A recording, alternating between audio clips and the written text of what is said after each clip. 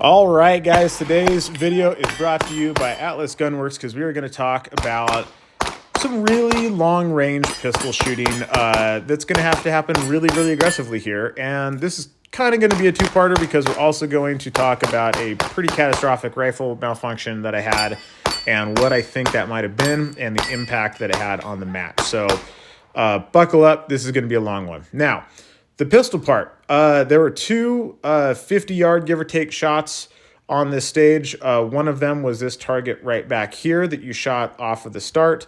The other one was down here. See if there's a spot where you can see it. There it is. This target right about there. So both of these, the way to shoot it was with a pistol. The first one here, obviously, you just like step into the box. You pretty much have to shoot it with a pistol. As you can see, I missed my first shot, fired a very fast makeup on it. Having a nice open gun is pretty sweet, allows you to do some pretty ridiculously aggressive stuff on the long-range targets. And then step through the rest of this, shot some steel through here, ran to the corner, shot the paper that you had to shoot from a position there. Mow down all that steel, some more paper, some more steel, reload into the back portion, a little paper on the right, and then the Texas Star and the last part here. So I just want you guys to watch this last little sequence.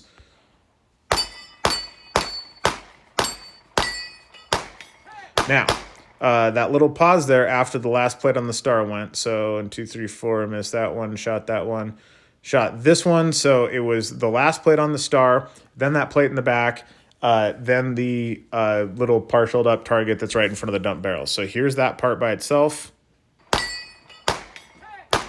Now, felt pretty darn good about that. It felt pretty chill with that gun.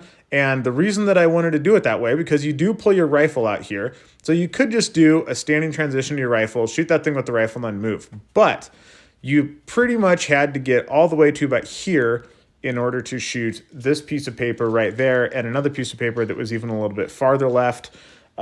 And I didn't want to do just a standing gun transition where I just dumped a gun, picked up another gun, and didn't get any movement done in that process. So that, just having a pistol capable of making this shot super aggressively and capable of making this shot super aggressively definitely saved me a bunch of time on this stage. Now for the part that cost me a bunch of time on this stage. My rifle was doing some weird stuff on this. I had a failure to feed on this stage and on the stage before, and it happened because my mag springs are very worn out and I neglected my gun and I didn't change to new mag springs. I think I've been shooting the same springs in all my 35 round mags, which I have 3 of them, for 3 or 4 seasons now, which is stupid. It was just dumb of me to expect them to last for that long. So immediately after this match, put new mag springs and everything.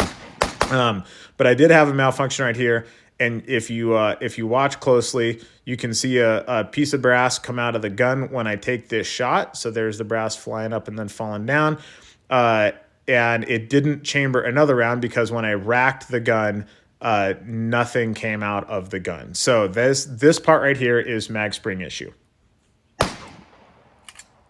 Now, I want to talk a little bit about clearing malfunctions. You'll notice I saw what happened. I knew what happened. I just left it on my shoulder, racked the gun, went right back to shooting.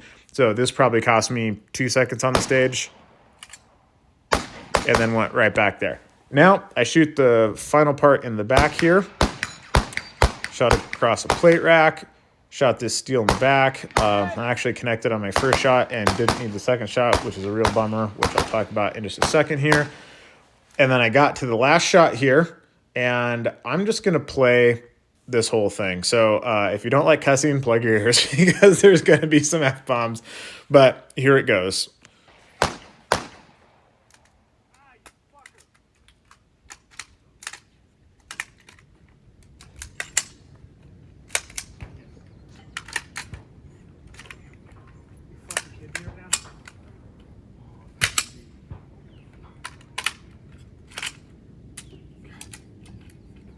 Ah! Fuck you. Yep, we're still going. We're still going. And then that's the end of it. So now I'm going to talk through this a little bit because this is a lot. So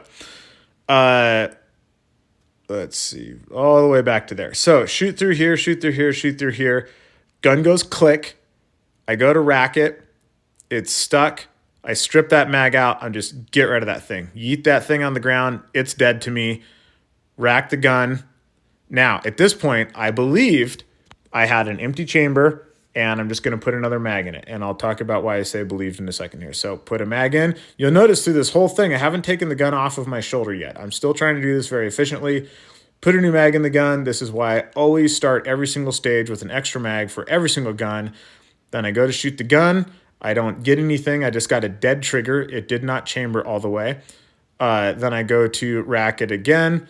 It's stuck. I strip the mag out. Now I need this mag because I'm onto my spare mag now. So I just pinched it between my legs because I got to put it somewhere. Now I'm breaking the rifle down because I'm holding a mag between my legs, and all that's pretty hard. As you can see, I'm racking. You can see something fall out right about there-ish. Yep, you can see something falling right there. This thing is down like here now. So you can see something fall out of the gun. That was the round that came out of the chamber after I racked it a few times. Now I go to put the mag back in the gun, place the mag in the gun, close the bolt, saw that it didn't close all the way, go to strip the mag out again. You can see me kind of like get stuck a little bit when I go to strip the mag here. You'll see how hard I had to pull because the mag is now stuck because it fed a round forward just a little bit, and then that round stuck. So I had a round that was half in the chamber and half on the feed lips. Then I go back to trying to clear it. Then I have a round that is stuck in the chamber. Now I have to mortar that thing out. Now I put a mag back in, rack it. It goes click. Try to rack that round out. Have to mortar it again. Pull that out, clear it, put the mag in, and at this point I stopped. Now, I already probably should have stopped before that because, I don't know, I think there was like 25 seconds worth of penalties. So basically, if this cost me more than 25 seconds, probably wasn't worth clearing in the first place. But the reason that I stopped was, at this point, I wasn't sure that I didn't have an obstruction in the barrel. So it is possible, I know it's possible because I had it happen to me about 10 years ago, to have a bullet with not enough neck tension come out of the brass and stick in the lands, and then when you mortar your round out, you strip the brass off and you leave the bullet there. I actually blew up a rifle doing this years and years ago. Now, this gun was chambering all the way. I wasn't like, I don't have a forward assist in this rifle that works because I have a lightweight bull carrier, but it did seem to be chambering all the way, so I don't think that was actually the problem. I think I got something in the chamber though, so I don't know if something ended up on a piece of brass, then ended up in the chamber, or the rifle just got a foreign object there from laying on a make-ready table, or when I dumped it into the dump barrel on the previous stage, something worked its way in. I don't know what happened, but I have never had a rifle malfunction like this on one of my competition rifles. This rifle in particular, I've been shooting since 2016, I think. I have a lot of rounds through this rifle. I've never had anything like this happen. I bet if you took out this stage, my rifle malfunction montage would be 2. I think I've had 2, like the gun goes click and I rack it and then I go back to shooting level malfunctions on my rifle in like a decade of shooting. It hasn't been a lot since I switched to JPs.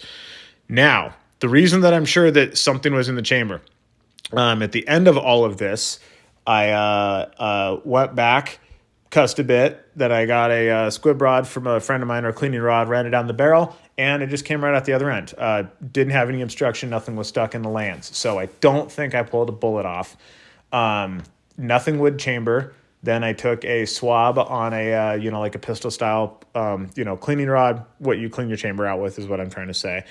And I just cleaned out the chamber. I just, swabbed it really quick. Took it over to the function fire bay, put a mag in there, ran 30 rounds through it. No hiccups, no problems. It ran great on the next stage. No issues. So I think I just got something in the gun. I don't know what it was or how it would have gotten there. I honestly have no clue. But I think I just got a foreign object in my chamber that just stuck to a sidewall and just would not let me chamber another round. Now, the reason I stopped shooting here at the end, I got to right there and I was like, I'm just going to quit. The reason I did was, one, I thought enough time had expired that even if I could get the gun to go bang, it wouldn't be worth it. And the other thing was, I was concerned that there was something in the barrel and I didn't want to blow my gun up. It's not worth blowing up my rifle for a couple spots in a match where I was already down. I did the math on this afterwards. Had this malfunction not happened, I would have been in 5th place in this match. I ended up in 8th place in this match as a result of this malfunction. Now, interesting part here. Had I got one more round out of the gun, I would have been in 6th place because I ate 2 missed penalties on this target and a failure to engage penalty. A lot of points on a not very long stage. That hurt a lot. But had this gone or made it like 2 more rounds instead of 1 more round before it malfunctioned, then it would have happened on the first round of the next stage. This was my 2nd stage of the day. I had 2 stages after this. It would have happened on the first round of the next stage, pretty much would have zeroed that stage, and who knows what position that would have put me in. You know, it would have dropped me 30th, 40th. Like, if you just lose 100 points, like, you're just going to get murdered. So it kind of happened in the best spot. Like, I didn't fall out of the top 10. You know, if I would have made 1 more round, it would have been better. But, you know, in the grand scheme of things, the last target on a stage, kind of a good spot to have a pretty catastrophic rifle malfunction, because then you can go fix it and shoot your last couple stages. So, you know, kind of a bit of a back and forth on this one. Some great pistol stuff, some bad rifle stuff. Again, this isn't the gun's fault. This is just me getting unlucky / being a little bit lazy. I didn't clean my gun the night before the second day of shooting, which I normally do. I don't think it was that, though. I didn't have a lot of rounds through it. I think I just physically got something in there that just decided that it wasn't going to let anything chamber. So, you know, no matter how nice your stuff is, and I shoot nice stuff, sometimes things just don't go your way, man. Sometimes, you know, everything mechanical will break. You know, Formula One teams break cars all the time. So if it's not your day, it's just not your day. And there's sometimes just not a whole lot you can do about it. So anyways, if you guys have any questions on any of this stuff, leave it up. And yeah, we'll get at you next time. See ya.